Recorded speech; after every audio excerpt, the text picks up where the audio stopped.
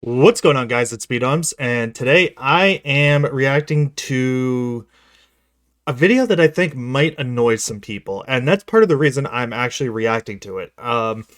This is actually a Jomboy Media video, and I don't know how many of you will actually know who he is, but he has a YouTube channel where he spends a lot of time breaking down things in American baseball, specifically in the MLB, but also some other things as well. But he breaks down like specific plays and like he does a lot of lip reading and stuff like that to like tell you what people are saying. He's really entertaining. He does it in a great way. But this video was actually recommended to me because I watch him and because I've been watching a lot of these cricket videos. And it's the thumbnail actually said something about explaining cricket in baseball terms.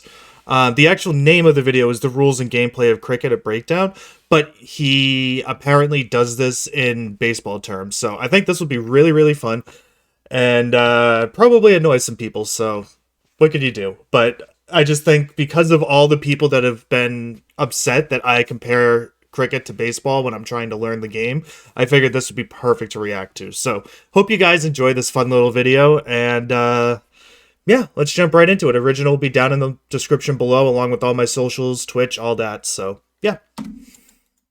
It's no secret that I've gotten super into cricket this winter, and I don't think it's going to fade. I don't think it's a phase, so if you're not enjoying the cricket stuff, don't watch. If you are, there's more coming. I'm still learning the game. I didn't even know he had been doing the cricket concept. stuff. I lived in Australia and played in the playground a little bit, so I always kind of have. Here's a general breakdown. Now, I'm going to use baseball terms, so all the cricket people, I'm using the wrong terms on purpose. I think it's more relatable for baseball fans to understand. And Exactly. just the general, if you've never seen it before, the general, very basic. Before we jump into that, what he just said is spot on. It makes it so much easier for us to understand it coming from growing up with baseball. Just like if we were going to explain baseball to all the people who grew up with cricket, we would have to do it in ways that kind of relate to cricket. That way it would click in your head a lot easier than trying to explain a whole new game to you. So I don't think people quite understand that part of it. And just the general, if you've never seen it before, the general, very basic concept is if you've played running bases or pickle as a kid, that's what you have. These two lines are the safe zones. They're the bases, so to speak. And the wickets are kind of the strike zone or the base. So the guy's going to pitch it, he hits it, and then it's how many times can each runner run back and forth.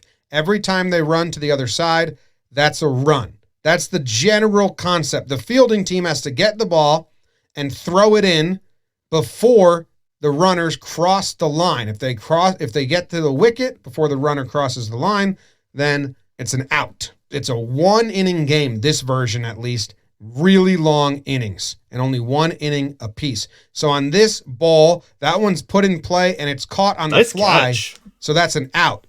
They call it a wicket. So you see this scoreboard. This is how many runs the team has scored, 134. And this is how many outs they've hit into. And now it's going to change to 6. Once it gets to 10, it's over. Now this is the most confusing part. Cricket is broken up into overs. An over is a set of 6 pitches. It's like the biggest detail you need to know. Once you get that in your head, you'll understand all the stats, all the talk, all the chatter. An over is a set of 6 pitches. So when I was watching these videos, I was getting a little confused about the overs and all that. It feels, sorry if I just whacked the mic there. It feels very overwhelming in the beginning, but once I got it into my head that it was 6 pitches in terms of like baseball terms, I understood just like that. So yeah, I do agree with this how he's bowler's explaining name it so is far. Verma. His first pitch, we saw they got 1 run. His second pitch, he got an out or a wicket. That's huge. So let's keep going. He's got 4 more in the over. That dude who got out, he's done. His day is over. He does not get to hit again. A new batsman comes in. His name is Max Chu. He had a really good outing in the field. Let's see what he can do. Him and Broom, they call this a partnership. And Broom's been in for a while. So here's the first ball to Max Chu, and he puts that, and no runs. That's considered a dot ball. And because in this version of cricket, there's a pitch limit, There's 20 overs, which is a set of 6 pitches, meaning there's 120 pitches. Every pitch that the batsmen don't score a run off is a win for the fielding team. So dot balls are huge. So you see now he's got 1 run, a wicket, and a dot ball. These 2 are great results for the bowler. But in this game, the other team hit already. So the Volts need 13 more runs from 9 more balls. Like I said, we have these 1, 2, 3, and then another over left, and then the game's over. So it's coming to a real tight. So even though I know about cricket, I'm actually learning here, which is actually really cool. I didn't expect to learn a single thing in this video, and I'm actually learning quite a bit. This is actually really cool. One question I do have, though. If you say they hit the ball in the air, all right, and the other guy runs from one wicket to the other, does that still count as a run even if it's caught? Or can they not run until it hits the ground? That part I don't know about. In baseball, if the ball's caught in the air, you have to, like, what they call tag up before you move on to the next base. You need to stay at the base that you're on until the ball is actually caught or hits the ground, and then you can go. The reason for that is if you don't, and sure, you can take off and just run, but if they catch it, they can throw it to the base that you were at, and if you don't make it back in time, you're out. So I'm wondering if something similar applies to cricket, or if they just finish. If you hit the ball in the air, they can still score runs, and that's why that's a dot where the other one was a W, a wicket. That I'm kind of confused on, but Here's the next one, and that's put in play, and they can go for 1 safely. They can try to go for 2. No, they just go for 1 run. You can see it down here, 1 run. And now they've switched sides. So now the other batsman, Chu hit that one. Now Broom is going to swing at this one, puts that in play, but puts it way too high, and that's caught for another out, another wicket. You'll see it went to 7 outs now, and he's done. He's out of the game. Okay, so it looks like they don't run. This is a great over. Because otherwise he would have been getting up and chucking that thing in. He's got 2 wickets. They're pretty rare, a dot ball. And Broom had scored 62 runs. He had been in the game for a while. So it's pretty big to get him out. And now you have 2 rookie batters, McKenzie. Wait. So he scored almost half the runs for the entire team.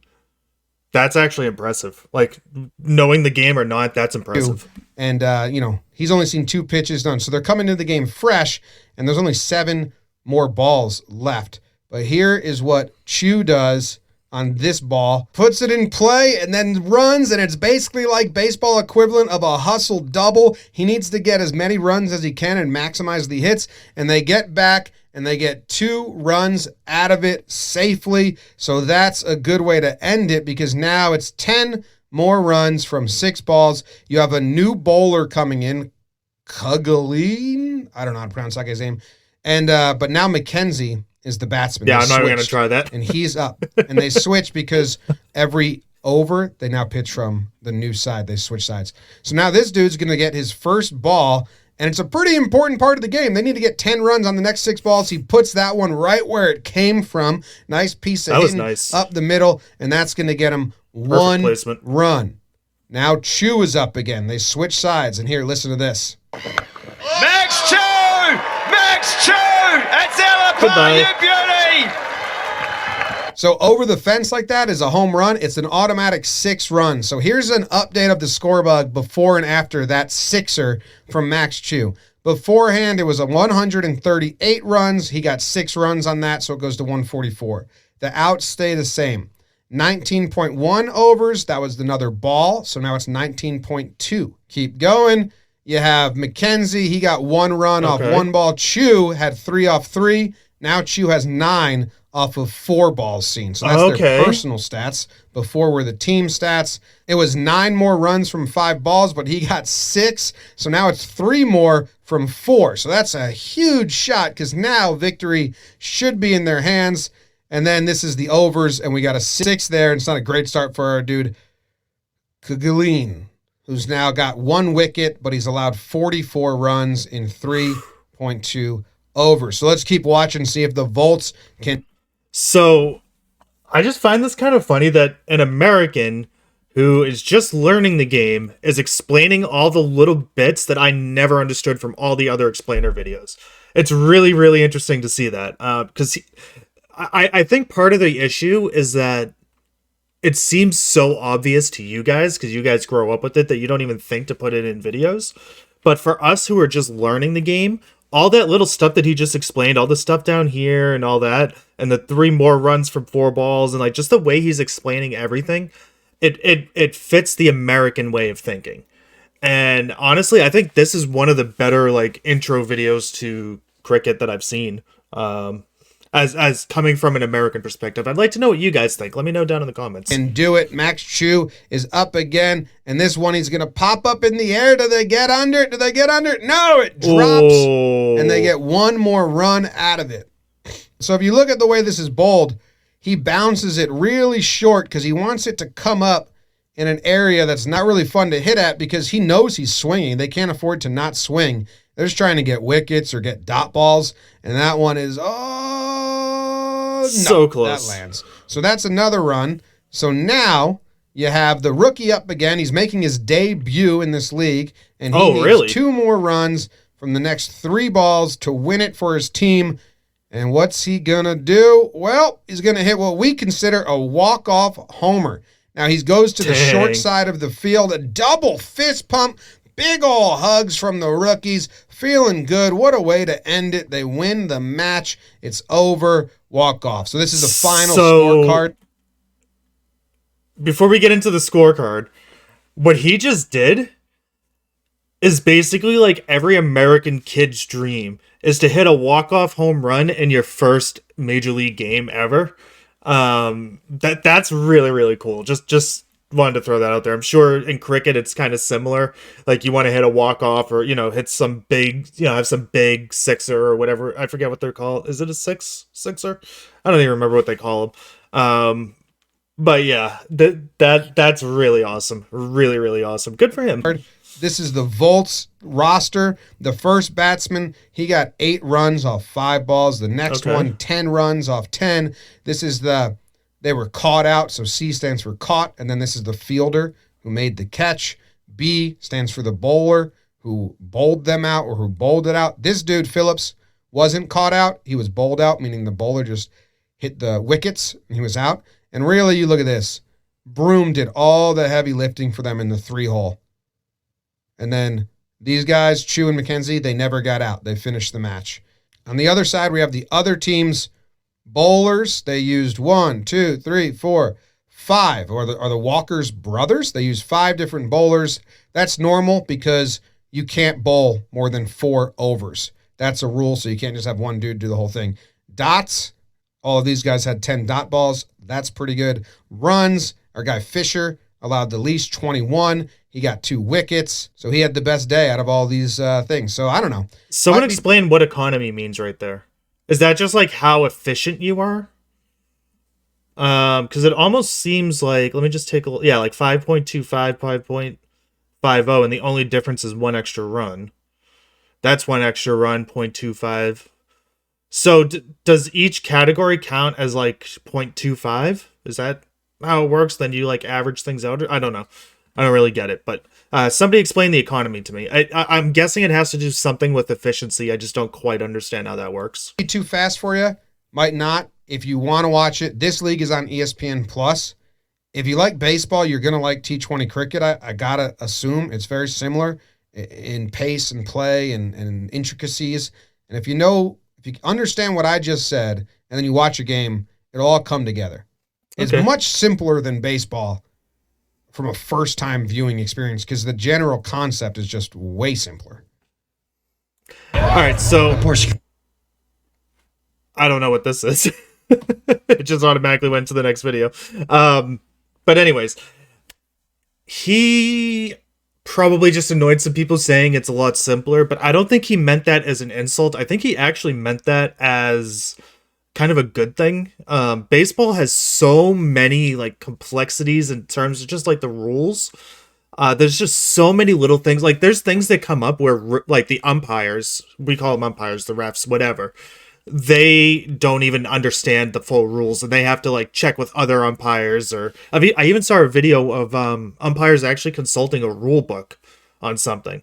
So like there's so many rules in baseball that if you actually had a book, it would probably be about that thick. It's just it's stupid the amount of rules they have. They have a rule for every little thing. They have a rule for the kind of socks you can wear. Like it's stupid. So I think in terms of that, it's really nice that cricket doesn't do that. But yeah, let me know what you guys thought of this video. I really enjoyed it. I thought it was a really good explainer. But you guys might disagree with me. So let me know down below. Hope you guys enjoyed, and I will catch you guys on the next one.